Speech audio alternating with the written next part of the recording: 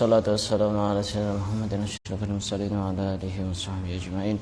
Subhanaka la ilma lana illa ma 'allamtana innaka antal alimul hakim. Qala rabbi shrah li sadri wa yassir li amri wahlul 'uqdatam min lisani yafqahu qawli. Na'udzu ta'allumu wa ta'allima li fa'idati wa istifadati wa tadhakkur wa tadhkir wa naf'a wal intifa' wa tamassuka ala kitabillah wa sunnati rasulih wa du'a ila al-huda wa dalalah ala al-khair ibtigha'a mardatihi wa qurbihi wa thawabihi subhanahu wa ta'ala. Qala al-musannif rahimahullah ta'ala wa nafa'ana bihi wa bi'ulumihi wa amaddana bi asrari bid-darin amin. Akan kita lanjutkan membaca kitab Wasailul Usul ila Syama'ilur Rasul yang dikarang oleh Asy-Syaikh Yusuf bin Ismail An-Nabhani. Pada pembahasan sebelumnya kita sudah membahas tentang apa? Cincin Rasulullah. Sekarang kita akan memasuki fasal yang keempat. Al-Faslur Rabi, fasal yang keempat. Fi sifati na'lihi sallallahu alaihi wasallam wa khuffihi, menjelaskan tentang sandal Rasulullah dan juga sepatu Rasulullah, khuf. Sandal Rasulullah seperti apa? Kana lina'li Rasulillah sallallahu alaihi wasallam qibalani. Rasulullah itu kadang kalau berjalan pakai sandal, kadang tidak pakai sandal. Terutama beliau itu ketika tidak pakai sandal ketika mau menjenguk orang sakit. Ini biasanya beliau tidak pakai sandal untuk menambah pahala. Semakin jauh rumahnya maka semakin besar pahalanya kalau tidak memakai sandal. Dan yang kedua alasannya sebagai bentuk tawaduknya Rasulullah ketika menjenguk orang sakit. Ya sekali-kali bisa kita praktekkan. Tapi kalau ke situ bondo jangan. Nah, artinya ya mungkin bisa kita praktekkan separuh-separuh. Misalkan mau menjenguk orang sakit ke situ bondo, ya naik mobil, naik sepeda. Tapi setelah turun dari mobil mungkin jarak beberapa meter begitu, kita tidak pakai sandal. Kalau rumahnya tanah, kalau rumahnya rumahnya ada lantainya, ya kita gimana, kotor semua kakinya. Kecuali di depan rumahnya ada kerannya, kita bisa cuci kaki. Dan sandal itu termasuk libasul anbiya, termasuk pakaiannya para nabi. Yang sering dipakai para nabi itu ya sandal itu. Jadi sandal itu keren sebenarnya, karena sering dipakai oleh para nabi. Dan sahabat yang sering bawakan sandal Rasulullah itu siapa? Abu Hurairah. Ada dua. Di antaranya adalah Abdullah bin Mas'ud. Ada lagi Anas bin Malik. Itu sering bawa sandalnya Rasulullah. Jadi ketika beliau mau pakai, dipersiapkan. Ketika sudah waktunya dilepas, beliau ngelepas. Sandal Rasulullah bagaimana? Sandal Rasulullah itu punya tali dua, lahu kibalani, punya dua tali, musanna syirakuhuma. Wa kana sallallahu alaihi wasallam yad'u ahadal kibalaini bainal ibhami wallati taliha wal akhar bainal wusta wallati taliha wasyirak as-sair. Jadi sandal Rasulullah itu punya dua tali, satunya ditaruh di antara jempol dan ini. Jadi ada semacam apa? Begini, ada semacam talinya begini. Kalau sandal jepit kan cuma satu ya, ya. Ditaruh di mana talinya itu? Sini ya, di sini ya. Tapi sandal Rasulullah itu ada semacam tali begini melingkar antara ibham dan ini. Kemudian yang lainnya di sini, di sini. Bainal wusta wallati taliha, ada semacam apa, tali yang melingkar begitu untuk sebagai apa, agar bisa masuk itunya, jempolnya dan jari tengahnya beliau itu agar bisa masuk. Itu sandal Rasulullah seperti itu. Dan sebenarnya kalau kita mau niru yang lebih mendekati kepada sunnah ya sandal jepit daripada sandal yang langsung ini apa,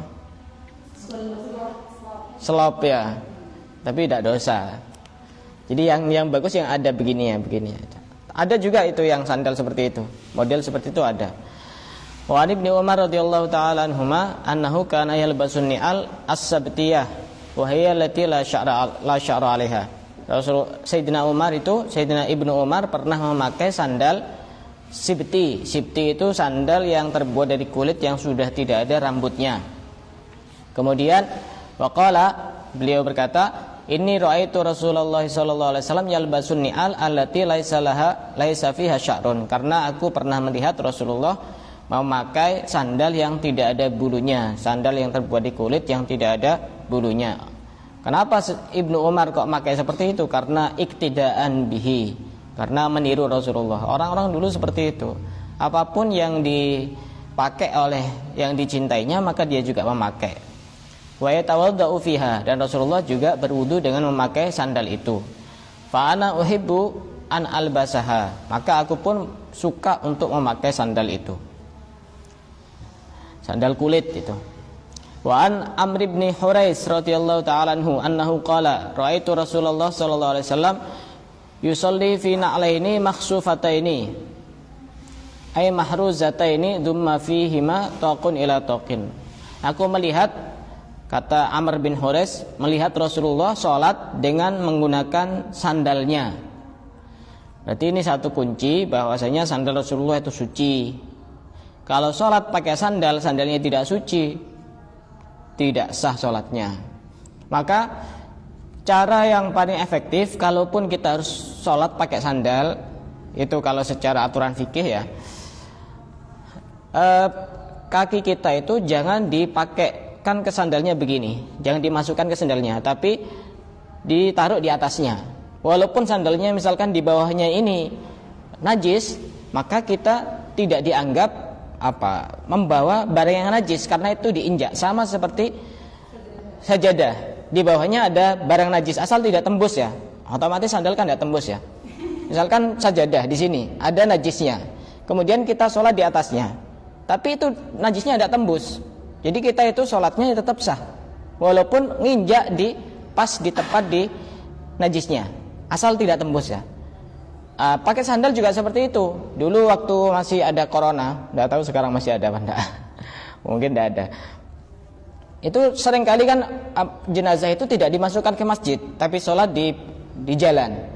Maka cara sholat pakai sandal itu, kakinya ini jari-jarinya jangan dimasukkan begini, tapi dilepas, taruh, kita berdiri di atas sandal.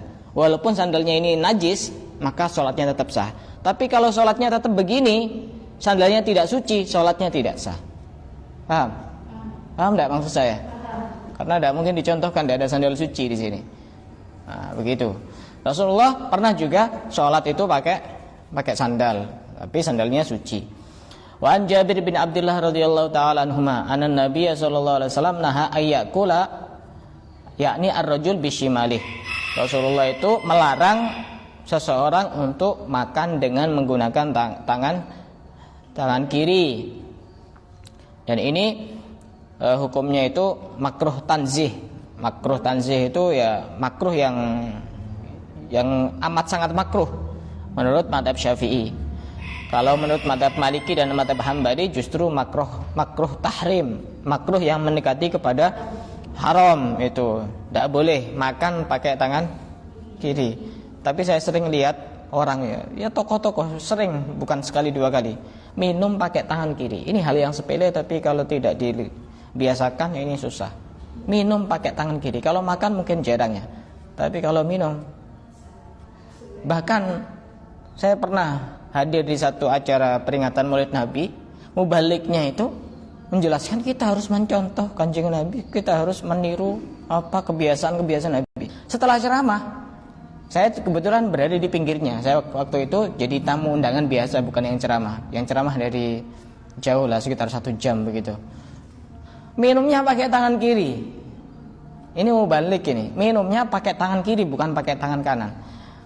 Pikir saya, oh ini mungkin lupa atau bagaimana. Kemudian makan yang disuguhi di depannya itu makan. Setelah makan, minum pakai tangan kiri lagi.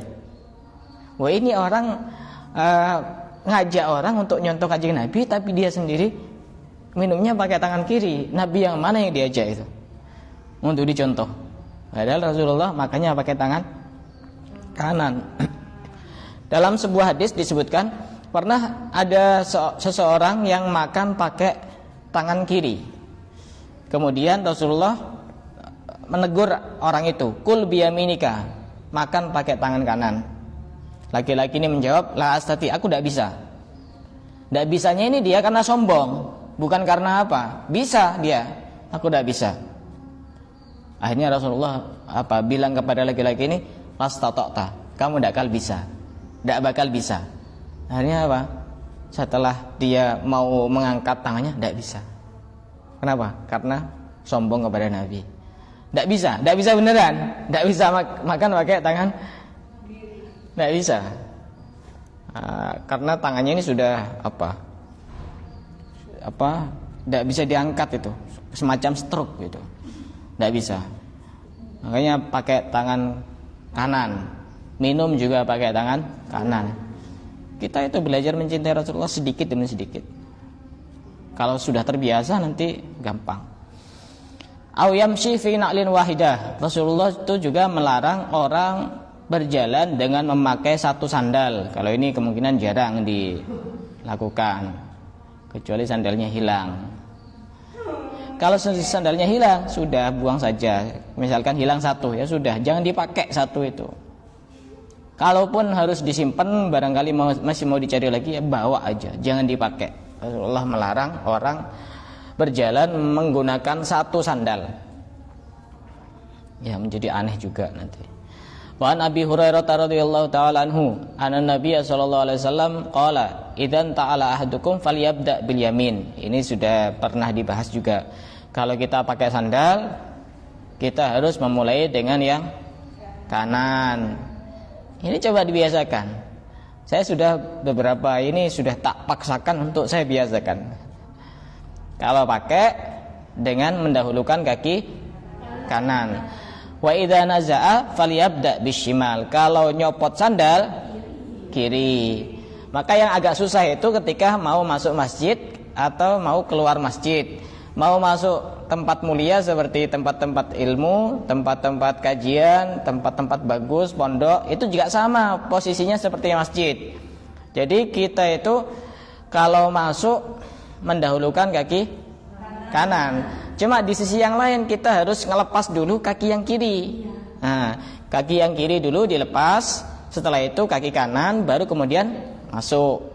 Nanti ketika keluar, ini kan mendahulukan kaki mana? Kaki kiri.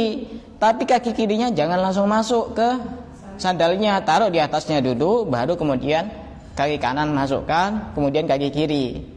Ini hal-hal yang sepele, kalau tidak kita biasakan susah.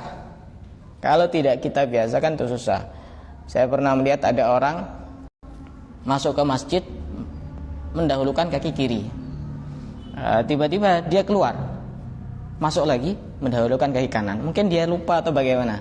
Ini tapi hal yang bagus. Keluar aja tidak apa-apa, kemudian diganti, balik lagi mendahulukan kaki kanan. Bukan cuma di masjid, pokoknya tempat-tempat mulia seperti rumah juga sama. Itu sunnahnya mendahulukan kaki kanan masuknya. Dipraktekkan setelah ini, jangan nunggu lama. Dipraktekkan. Masa harus ditulis pengumuman di situ. Faltakun al-yaminu awwaluhuma tun'al wa akhirahuma tunza. Maka kaki kanan itu yang pertama kali dipakai dan terakhir kali dicopot. Betul? Kaki kanan yang pertama kali dipakaikan sandal dan terakhir kali dilepas sandalnya. Betul apa enggak? Nah, di sini. Ini kesimpulannya. Maka di sini ada seorang ulama bernama Ibnu Abdul Bar. Faman bada'a fil inti'al bil yusra asa'a bi mukhalafati sunnah. Sampai sangat keras Ibnu Abdul Bar ini. Kalau ada orang memakai sandal mendahulukan kaki sebelah kiri, maka sungguh dia telah su'ul adab dengan menyalahi sunnah. Kata Ibnu Abdul Bar, urusan sandal. Walakin la yahrum, akan tapi tidak haram. Tapi sudah menyalahi sunnah. Ya, kita ini pengen mencontoh Kanjeng Nabi tapi tidak berusaha dan tidak membiasakan, ya susah. Ini urusan sandal ini ya. Ya mungkin kita setting, kita jadwalkan, oh untuk sekarang saya pengen mengikuti Rasulullah dalam hal urusan cara memakai sandal dulu dan cara memakai baju. Sudah lulus, nanti berikutnya oh dalam hal ininya, dalam hal siwaknya saya pengen ikuti. Nanti lama kelamaan juga akan terbiasa mengikuti hampir semua sunnahnya. Termasuk Imam Haddad itu termasuk orang yang tidak ada satu sunnah pun yang tidak beliau lakukan, Imam Haddad ini. Sampai di akhir hayatnya beliau, menjelang di usia sepuhnya Imam Haddad ini, ternyata masih ada satu sunnah yang masih belum beliau lakukan, yaitu memanjangkan rambut. Sehingga Imam Haddad ini di detik-detik akhir hayatnya beliau memanjangkan rambutnya segini untuk niru sunnahnya Nabi. Semuanya pernah dilakukan oleh Imam Haddad radhiyallahu ta'ala anhu wa arda. Wa kana sallallahu alaihi wasallam idza jalasa yatahaddatsu yakhla'una alaihi. Rasulullah itu ketika duduk dan berbicara sama orang lain, beliau mencopot sandalnya. Kalau lagi duduk berbicara, beliau mencopot sandalnya. Ini juga bisa kita tiru. Tapi ketika duduknya itu ya mungkin di atas kursi, ya kita copot sandalnya. Kalau duduknya lesehan ya otomatis sudah kita copot juga karena sudah masuk itu. Pokoknya kalau lagi ngomong sama orang dan posisi kita lagi duduk, itu bagusnya untuk dicopot sandalnya. Wa qala al-Bajuri kanat na'luhu sallallahu alaihi wasallam mukhassarah muaqqabah mulassanah. Rasulullah itu sandalnya tengahnya ramping. Muaqqabah itu ada semacam gambar yang hampir mirip seperti tumitnya. Ini mata kaki ini tumit ya, tumit. Mulassanah itu ujungnya seperti lidah, seperti ini. Oke, ini saya contohkan. Nah, ini jam tangan saya, jam dinding saya. Jadi Rasulullah itu sandalnya mukhassarah itu di sini agak ramping begini. Muaqqabah ini seperti di sini. Muaqqabah itu kayak gini. Mulassanah ini ujungnya seperti lidah. Ujungnya agak lancip. Ini sandal Rasulullah seperti itu. Ini bentuk jam dinding. Saya ini beli berapa ya? Lupa saya. Kalau tidak salah 60.000 berapa di online ya. Saya tertarik soalnya bagus, putih, unik dan bentuknya bentuk terompah. Nah, ini juga sama. Ini saya dikasih ini. Ini saya dikasih. Ini sama, bentuknya seperti ini. Ini terbuat dari bulu domba kalau tidak salah. Terbuat dari bulu domba. Kemudian dikasih semacam kayak warna-warna keemasan. Ini kedua-duanya saya tempel di ruang tamu ini. Dan saya taruh di atas. Seperti ini tidak boleh ditaruh di bawah. Makanya saya termasuk orang yang kurang setuju ketika ada yang jual sandal terompah. Tahu, sandal yang mirip sandalnya Kanjeng Nabi. Itu kalau menurut saya tidak ada adab, karena walaupun itu sandalnya Rasulullah, yang bagus itu taruh di atas seperti di kopiah. Pokoknya jangan taruh itu diinjak-injak. Walaupun itu sandal buatan pabrik, tapi yang dicontohkan adalah bentuknya sandalnya Kanjeng Nabi. Masa ditaruh di bawah? Sandalnya Rasulullah itu lebih pantas untuk di atas. Jangan beli. Saran saya jangan beli. Oh, itu terompah, gambar terompah. Betul, gambar terompah, bagus. Taruh di atas, jangan diinjak-injak.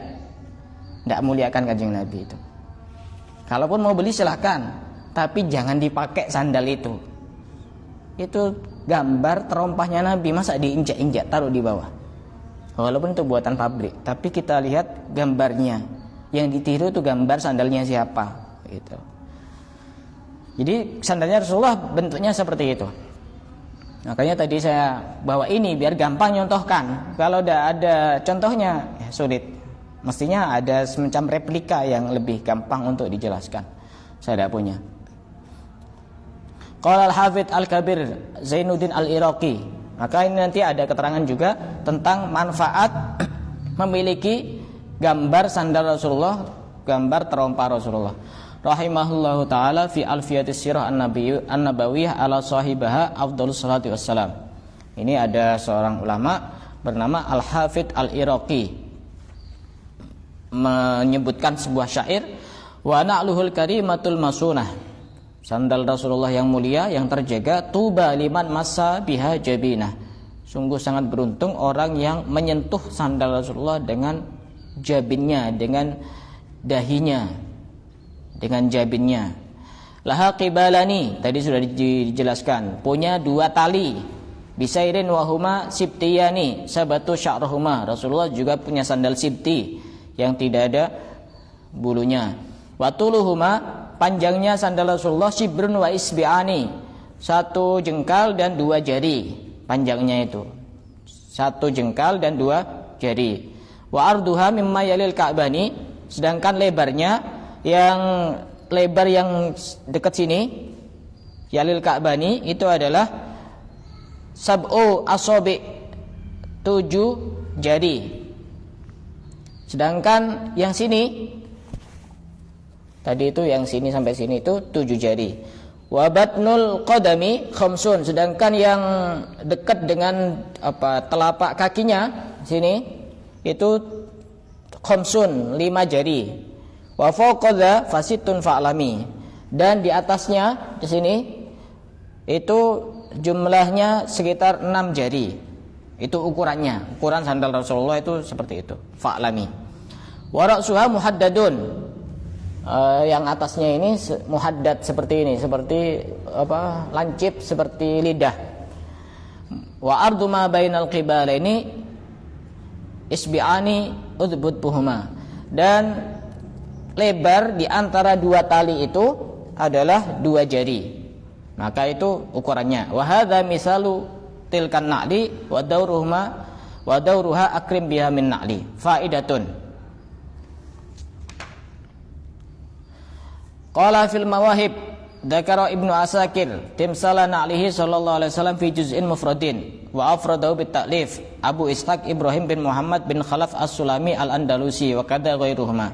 Saking pentingnya sandal Rasulullah itu sampai ada satu kitab yang menjelaskan khusus tentang sandal Rasulullah. Ada beberapa ulama yang mengarang kitab khusus itu. Qala walam usbitha ittikalan ala syuhratiha. Ada yang bisa menjelaskan tentang detailnya ukuran sandal Rasulullah. Wali su'ubati dhabti tastiriha illa ala hadikin, dan untuk menggambar itu tidak ada yang bisa sangat detail kecuali orang-orang yang benar-benar cerdas. Nah, sekarang kita akan bahas tentang manfaat menyimpan, membawa atau memegang gambar terompah Rasulullah. Bukan terompahnya, karena terompahnya kita tidak punya. Wa min ba'di ma dzikra min fadliha wa jurriba min naf'iha wa barakatiha anna Aba Ja'far Ahmad bin Abdul Majid wa kana syaikhan shalihan. Dulu ada seorang ulama, ada orang soleh bernama Ja'far Ahmad bin Abdul Hamid Abdul Majid, seorang yang soleh. Aqta misalaha, memberikan gambar terompah Nabi, anggap saja ini gambar ya, dikasihkan liba'di tolabah, kepada sebagian santri-santrinya, kepada sebagian murid-muridnya dikasihkan. Makanya sekarang banyak, ada yang berbentuk pin, ada yang berbentuk gantungan kunci, tapi ingat jangan sampai ditaruh di bawah. Ini bukan masalah gambarnya, tapi gambar siapa yang dibawa itu.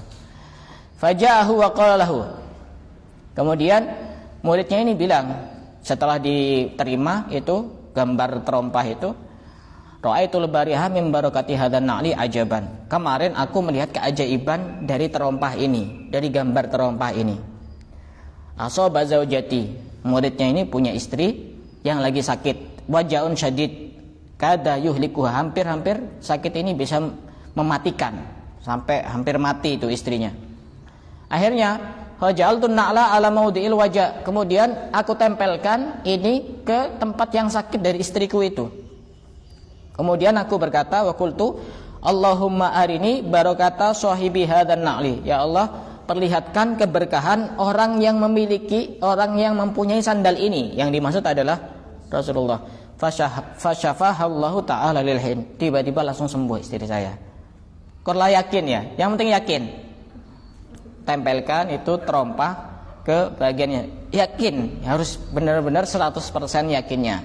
Bukan terompah itu yang bisa menyembuhkan, tapi Allah yang bisa menyembuhkan lewat perantara terompah, bukan terompahnya karena yang punyai terompah. Nah, Itu sudah dibuktikan.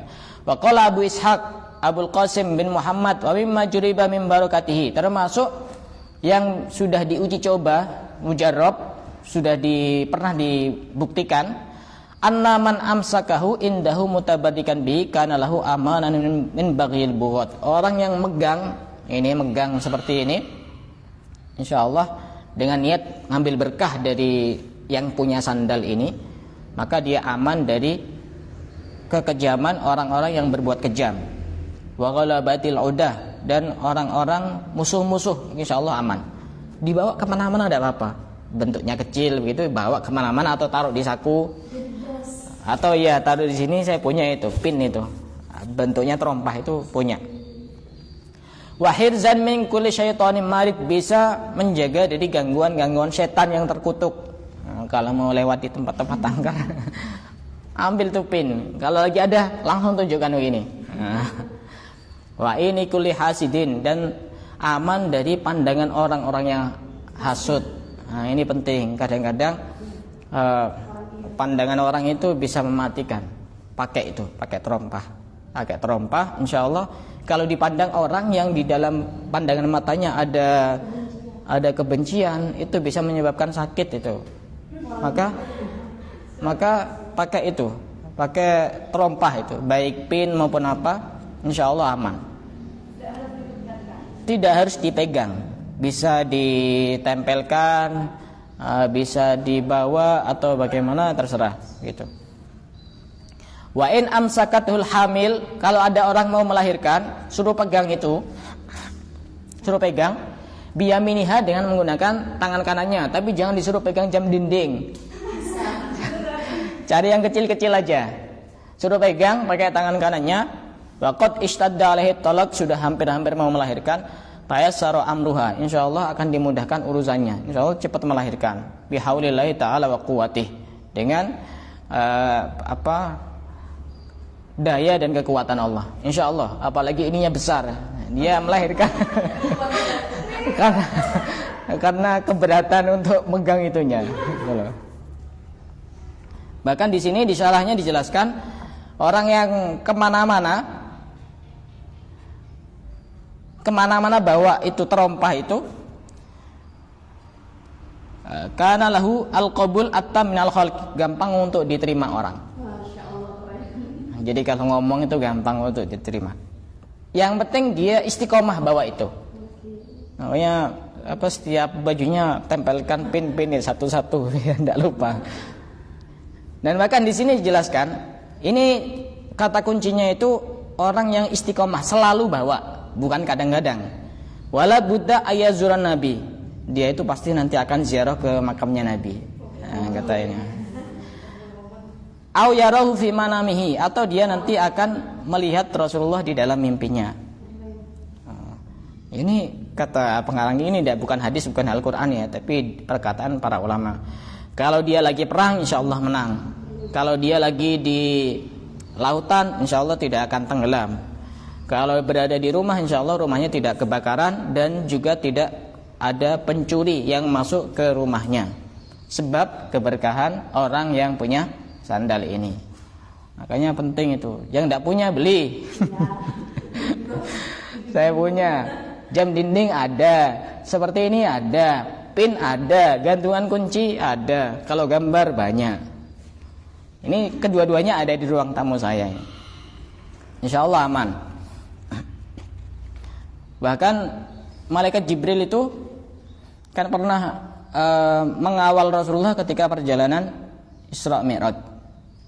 Tapi ketika sudah sampai Sidratul Muntaha, malaikat Jibril diajak naik, tidak berani. Kata malaikat Jibril, kalau seandainya saya naik satu langkah saja, saya akan terbakar. Ternyata Rasulullah ketika naik, semisal ada seperti kayak ada kabut sehingga Rasulullah tidak kelihatan. Malaikat Jibril heran. Bukan heran kepada Rasulullah, karena Rasulullah sudah mulia. Heran kepada sandalnya, kenapa tidak terbakar. Padahal sandal yang jelek, sandal yang usang, yang beliau buat sendiri, tidak beli Rasulullah itu sandalnya, buat sendiri, di sulam-sulam sendiri, di tali-tali sendiri. Makanya sandal Rasulullah ini menjadi mulia karena pernah sampai kepada Sidratul Muntaha. Sandalnya kita kan tidak pernah pakai. Nggak pernah sampai ke Sidratul Muntaha. Maka nanti kalau pengen kenang-kenangan dari orang soleh, minta sandalnya saja. Karena sandalnya, kenapa kok sandalnya? Karena sandalnya itu yang bawa bajunya itu yang bawa tubuhnya bersambung dengan hatinya bersambung dengan Allah. Minta sandalnya aja. Dua yang penting kalau pengen kenang-kenangan dari orang soleh, sandalnya atau dalemannya. Kalau laki-laki kaos dalam, bukan baju, karena yang nempel di tubuhnya itu kaos dalam. Kalau baju kemungkinan masih di atas kaosnya. Nah, itu. Ya bisa.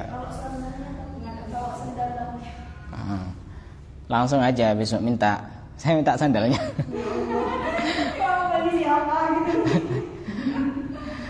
Wa asana qaula Abi Bakar Al-Qurtubi rahimahullah taala. Wa na'lin khada'na haibatan li bahaiha. Kepada sandal aku bertawaduk karena haibah, keagungan sandal ini. Wa inna mata nakhdha' laha abadan na'lu. Semakin kita tawaduk maka semakin kita derajatnya diangkat tinggi oleh Allah. Fadha'ha ala a'lal mafariki. Maka letakkan sandal itu di atas kepala begini. Inna haqiqatuha tajun, karena sesungguhnya ini adalah mahkota walaupun bentuknya adalah sandal. Makanya jangan beli sandal terompah kalau niatnya dipakai. Itu namanya menginjak-injak gambar terompahnya Nabi. Jangan dipakai. Jangan. Yang tahu dikasih tahu. Yang tahu kalau pernah pakai seperti itu jangan dipakai. Takut terjadi apa-apa. Ini sebenarnya mahkota, tapi hanya gambarnya saja sandal. Kenapa mahkota? Bi'ahmasi khairil khalqi hazat maziyatun, karena itu pernah diinjak kakinya Rasulullah sehingga menjadi mulia. Alat taji hatta bahat al-mafriqar rajul, sehingga kaki ini bisa berbangga dengan kepala karena karena sandal ini pernah diinjak oleh kakinya orang paling mulia. Jadi yang sering bangga itu kan kepala, tapi kaki pernah berbangga dengan sandal karena sandal ini pernah diinjak oleh kakinya manusia paling mulia Rasulullah Shallallahu Alaihi Wasallam. Syifa'un lidi sukmin, bisa menjadi penyembuh bagi orang-orang yang sakit. Roja'un libaisin, bisa menjadi pengharapan bagi orang-orang yang putus asa, lagi sakit juga. Amanun lidi khaufin, menjadi keamanan bagi orang-orang yang sedang ketakutan. Kada yuhsabul fadlu. Wa an Buraidah radhiyallahu taala anhu anna Najasyi ahdarin Nabi sallallahu alaihi wasallam khuffaini aswadaini sadajaini falabisahuma summa tawaddaa wa masaha alaihima. Ada seorang Najasyi pernah memberikan hadiah khuf kepada Rasulullah yang warnanya murni hitam, tidak ada campuran warna apapun. Kemudian Rasulullah menggunakan khuf itu dan wudu dan mengusap di atasnya khuf itu. Khuf itu semacam sepatu begitu. Kalau na'al itu namanya sandal. Wa anil Mughirah bin Syu'bah radhiyallahu ta'ala anhu qala ahda dihyatun lin nabi khuffaini falabisahuma. Pernah Mughirah bin Syu'bah menghadiahkan Mughirah bin Syu'bah bercerita bahwa Dihyah pernah menghadiahkan Nabi khuf kemudian dipakai. Kalau lagi dihadiahi sama orang itu pakai. Rawa At-Tabrani fil Awsat terakhir. Anil Habri qala kana Rasulullah sallallahu alaihi wasallam idza arada al-hajah ab'adal masya. Rasulullah ketika mau buang hajat, beliau menjauh dari manusia, artinya jauh dari tempat-tempat yang sering dilihat dan sering ditempati oleh manusia. Di tempat yang sepi karena dulu masih belum ada kamar mandi. Fantalaqa data yaumin li hajatihi. Pernah suatu ketika Rasulullah ingin buang hajat. Summa tawaddaa wa labisa khufahu. Kemudian berwudu dan memakai khufnya. Faja'a ta'irun akhdar fa akhadal khufa al-akhar fartafa bihi. Kemudian pada saat khufnya itu dilepas, tiba-tiba ada burung hijau ngambil satu khuf itu, satu sepatunya Rasulullah sampai diangkat ke atas. Mungkin dikira itu kulit hewan, daging, hanya dibawa burung ke atas. Tiba-tiba langsung dijatuhkan. Mungkin sudah tahu bahwa itu bukan makanan. Nah, ini dijatuhkan.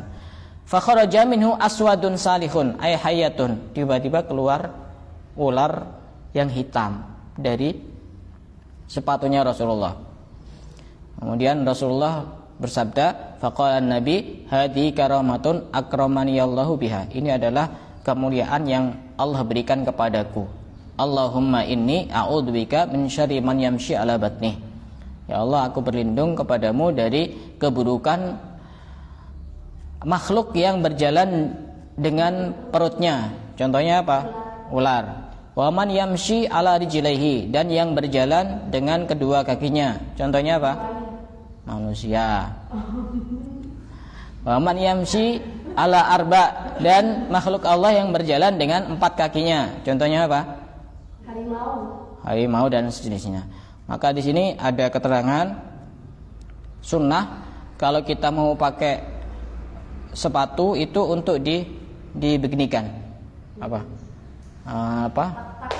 Ya etak dipukul-pukulkan. Karena sepatu itu kan kotor, khawatir ada ular walaupun kecil. Kalau anaknya ular kobra ya bahaya itu. Itu sunnah. Niru Rasulullah agar khawatir ada ular, dan itu Rasulullah sudah diselamatkan oleh Allah karena Rasulullah adalah manusia mulia sehingga tidak akan tersakiti oleh apapun. Itu sunnah seperti itu sebelum memakai sepatu. Kalau sandal kan kelihatan, kalau sepatu kan kadang-kadang kotor yang di dalamnya, jadi disunahkan untuk dibeginikan dulu. Paham ya? Nah, kemudian berdoa tadi itu, aku berlindung dari makhluk yang berjalan dengan perutnya, yang berjalan dengan kedua kakinya, yang berjalan dengan keempat kakinya. Itu beberapa hal terkait dengan sandal dan sepatu Rasulullah, dan insyaallah akan kita lanjutkan menjelaskan tentang pedang Rasulullah. Ada yang mau bertanya? Silakan. Bukan tentang sandal. Kenapa? Bukan tentang sandal. Habis sudah. Apanya? Keterangannya. Sandal pertanyaannya, Ustaz. Oh iya, silakan. Ustaz, kan Rasulullah itu tidak pernah menyentuh perempuan ya, maksudnya selain itu. Ya. Terus memungkinkan apa enggak jika perempuan itu kan nanti dari kiamat ada telaga Kausar, minum langsung dari tangannya Rasulullah, otomatis langsung itu. Masa cuma laki-laki toh? Nanti di akhirat sudah berbeda sudah. Akhirnya masih kayak gitu. Di akhirat sudah berbeda. Tidak sama seperti di dunia hukumnya itu. Seperti contohnya khamar itu sudah boleh nanti di akhirat. Minum khamar itu boleh. Terus pakai sutra boleh. Menikah lebih dari 4, lebih dari 10, lebih dari 9 boleh. Banyak sudah hukum-hukum yang tidak sama seperti di dunia. Tidak sama. Ada yang lain? Ya harus punya gambar terompah, mau gambar, mau pin, mau gantungan kunci atau apa, tapi harus dimuliakan. Kalau mau masuk kamar mandi, kalau bawa pin terompah dibuka, atau kalaupun harus dibawa masuk, sembunyikan. Misalkan ditaruh di sakunya atau dibungkus begini, pokoknya disembunyikan, jangan sampai kelihatan. Itu untuk memuliakan Rasulullah.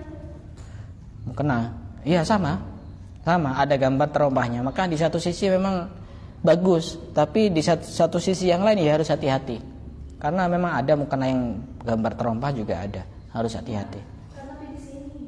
Kenapa? Di depan, iya, tidak apa-apa. Pokoknya ditinggikan, jangan ditaruh di tempat yang rendah. Wallahu a'lam bishawab.